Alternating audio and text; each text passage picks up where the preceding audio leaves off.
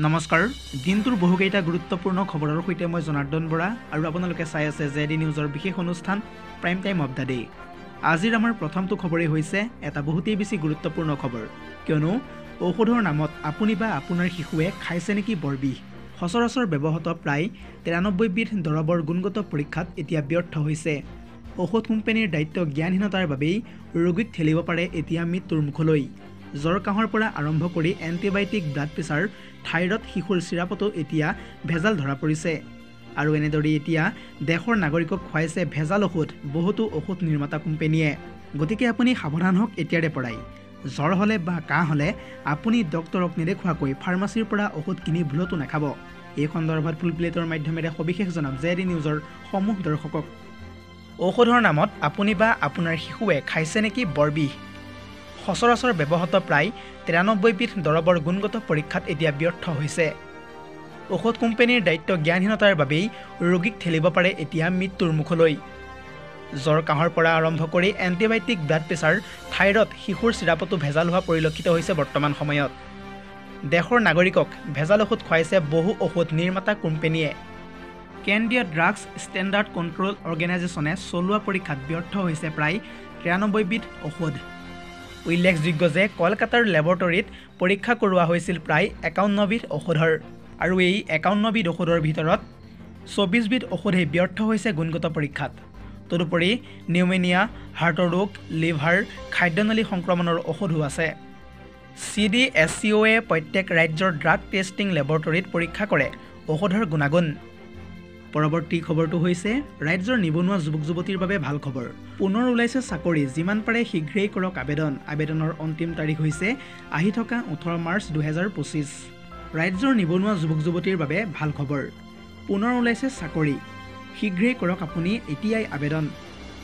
পশু চিকিৎসা ক্ষেত্ৰত সহায়কৰ পদ মুকলি হৈছে। 445টা পদৰ বিজ্ঞাপন ইতিমধ্যে মুকলি হোৱা পৰিলক্ষিত হৈছে। প্ৰাৰ্থীৰ বয়স হ'ব লাগিব 21 বছৰৰ পৰা 40 বছৰ বয়সৰ ভিতৰত। SC STৰ ক্ষেত্ৰত 5 বছৰৰ বয়সৰ ৰেহাই প্ৰদান কৰা হৈছে। ইয়াৰ উপৰিও অন্যান্য পিছপৰা শ্ৰেণীৰ বাবে আছে 3 বছৰৰ ৰেহাই। আবেদন কৰিবলৈ প্ৰাৰ্থীৰ পশু বিজ্ঞানত প্ৰাথমিক জ্ঞান থাকিব লাগিব। এবছৰৰ ট্ৰেইনিং লোৱা প্ৰাৰ্থীয়ে কৰিব পাৰিব আবেদন। আবেদনৰ অন্তিম তাৰিখটো হৈছে আহি থকা 18 মাৰ্চ, অৰ্থাৎ 18 মাৰ্চৰ পূৰ্বেই কৰিব লাগিব ইচ্ছুক প্ৰাৰ্থীসকলে এই পদসমূহৰ বাবে আবেদন। দৰ্শকসকল, আৰু বহুতো গুৰুত্বপূৰ্ণ খবৰ আছে। যদিহে আপুনি আজিৰ এই ভিডিঅ'টো চাই ভাল পাইছে তেন্তে ভিডিঅ'টোত এটাকৈ লাইক কৰিব। লগতে যদিহে আপুনি আমাৰ চেনেলত প্ৰথমবাৰৰ কাৰণে ভিজিট কৰিছে তেন্তে চেনেলটো ছাবস্ক্ৰাইব কৰি কাষতে থকা বেল আইকনটো প্ৰেছ কৰি ৰাখিবলৈ একেবাৰে নাপাহৰিব। পৰৱৰ্তী খবৰটো হৈছে সাৱধান দেশবাসী, 2025 বৰ্ষত গৰমে ভংগ কৰিবলৈ ওলাইছে সৰ্বকালৰ অভিলেখ। চলিত মাহৰ পৰা মে' মাহলৈকে অধিক সাৱধান হৈ থাকক আপুনি। এই সন্দৰ্ভত দেশৰ কেইবাটাও প্ৰান্তত বতৰ বিজ্ঞান কেন্দ্ৰই হিট এলাৰ্ট জাৰি কৰা পৰিলক্ষিত হৈছে। পুনৰ জনাইছোঁ, 2025 বৰ্ষত গৰমে ভংগ কৰিব সৰ্বকালৰ অভিলেখ। ভাৰতৰ ঠায়ে ঠায়ে জাৰি কৰা হৈছে ইতিমধ্যে হিট এলাৰ্ট। মাৰ্চ মাহৰ পৰা মে' মাহলৈকে অধিক সাৱধান হৈ থাকক আপুনি। ইতিমধ্যে এই সন্দৰ্ভত পৰামৰ্শ প্ৰদান কৰা পৰিলক্ষিত হৈছে। জলবায়ু পৰিৱৰ্তনৰ ফল ভুগিব লাগিব সমগ্ৰ ভাৰতে। মাৰ্চ মাহৰ আৰম্ভণিতে ভাৰতত দহিছে সৰ্বাধিক উষ্ণতাই। দিল্লী, মুম্বাই, কৰ্ণাটক, তেলেংগানা আদিত হিট এলাৰ্ট জাৰি কৰা হৈছে বৰ্তমান সময়ত। ইয়াৰ উপৰিও দেশৰ কেইবাটাও প্ৰান্তত বতৰ বিজ্ঞান কেন্দ্ৰই হিট এলাৰ্ট জাৰি কৰা পৰিলক্ষিত হৈছে। দুপৰীয়া ভাগত বাহিৰলৈ নোলাবলৈ নিৰ্দেশনা জাৰি কৰিছে ইতিমধ্যে স্বাস্থ্য বিভাগে। স্বাস্থ্যজনিত সমস্যা হ'লেই চিকিৎসকৰ কাষ চপাৰ পৰামৰ্শ প্ৰদান স্বাস্থ্য বিভাগৰ।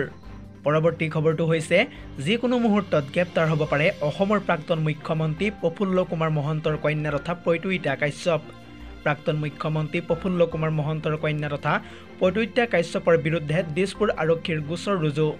উল্লেখযোগ্য যে যোৱা দুদিন পূৰ্বে পৈতৃতাই প্ৰহাৰ কৰিছিল গাড়ী চালক ৰাজীৱ হুছেইনক, আৰু এই ৰাজীৱ হুছেইনৰ এজাহাৰৰ ভিত্তিত এতিয়া গোচৰ ৰুজু কৰিছে দিছপুৰ আৰক্ষীয়ে। আৰু ইতিমধ্যে আৰক্ষীয়ে আৰম্ভ কৰিছে এই গোচৰৰ তদন্ত। পৰৱৰ্তী খবৰটো হৈছে সাৱধান ৰাজ্যবাসী, যোৱাকালি আহিছিল 5.6 প্ৰাবল্যৰ ভূমিকম্প, আৰু ইয়াৰ পিছতেই 7 প্ৰাবল্যতকৈ অধিক ভয়ংকৰ ভূমিকম্পৰ সম্ভাৱনা ব্যক্ত কৰিছে। যিকোনো মুহূৰ্তত আকৌ সমগ্ৰ অসম কঁপাব পাৰে বৰ ভূমিকম্পই। সঘনে অহা বৰ ভূমিকম্পৰ মাজতেই এই বিস্ফোৰক তথ্য পোহৰলৈ আহিছে বৰ্তমান সময়ত। পুনৰ জনাইছোঁ, যিকোনো মুহূৰ্তত পুনৰ অসম কঁপাব পাৰে বৰ ভূমিকম্পই। অসমত 7তকৈ অধিক প্ৰাবল্যৰ বৰ ভূমিকম্পৰ আশংকা ব্যক্ত কৰিছে ইতিমধ্যে বিশেষজ্ঞই। উল্লেখযোগ্য যে অসম তথা উত্তৰ পূৰ্বত সঘনে অহা বৰ ভূমিকম্পৰ মাজতেই ইটোৰ পিছত সিটো বিস্ফোৰক তথ্য পোহৰলৈ অহা পৰিলক্ষিত হৈছে। প্ৰায় 300 কিলোমিটাৰ দৈৰ্ঘ্যৰ কপিলী ফ্ল'টজনক অতি স্পৰ্শকাতৰ বুলি দাবী কৰিছে বিশেষজ্ঞই। কপিলী ফ্ল'টজনতেই বিগত বৰ্ষসমূহত অনুভূত হৈছে কেইবাটাও ভূমিকম্প। যোৱা 2021 চনত শোণিতপুৰত আহিছিল 6.4 প্ৰাবল্যৰ ভূমিকম্প আৰু সেই ভূমিকম্পটো আছিল কপিলী ফ্ল'টজনৰেই অংশ। আৰু তাৰ পিছতেই কপিলী ফ্ল'টক আটাইতকৈ বেছি ভূমিকম্পীয়ভাৱে সক্ৰিয় ফ্ল'ট হিচাপে চিনাক্ত কৰা হৈছে।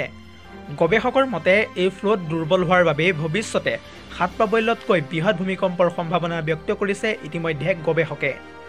পশ্চিম মণিপুৰৰ পৰা আৰম্ভ কৰি ভূটান, অৰুণাচল আৰু অসমলৈকে কপিলী ফ্ল'টজন বিস্তৃত হৈ আছে। উল্লেখযোগ্য যে যোৱা 1984 চনৰে পৰা উক্ত স্থানত অনুভূত হৈছে কেইবাটাও সৰু ডাঙৰ ভূমিকম্প। কপিলী ফ্ল'টজনৰ অভিকেন্দ্ৰত প্ৰায় 75 বছৰৰ ব্যৱধানত দুটা বৃহৎ ভূমিকম্প অহা পৰিলক্ষিত হৈছে।